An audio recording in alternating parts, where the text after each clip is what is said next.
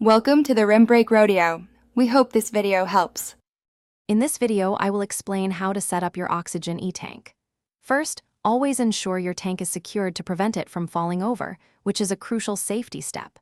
Before connecting anything, visually inspect the tank for any damage.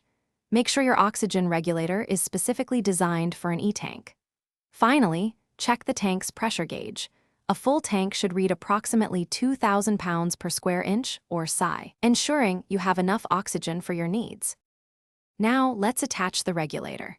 Begin by carefully removing the plastic cap from the e-tank valve. Next, align the two small pins on the regulator with the corresponding holes on the tank's valve.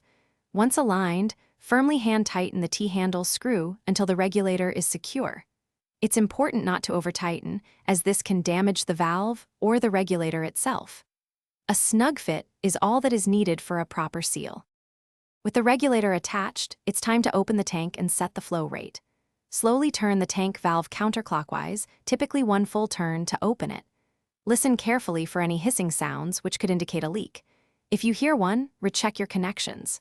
Next, adjust the flow rate dial on the regulator to the prescribed setting, usually measured in liters per minute.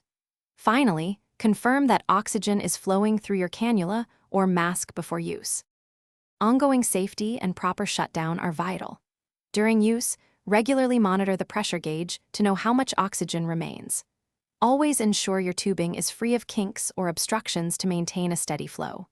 When you are finished, completely turn off the tank valve by rotating it clockwise until it stops.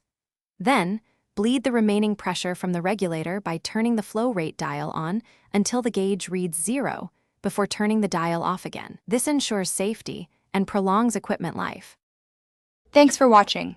Consider subscribing if we helped you.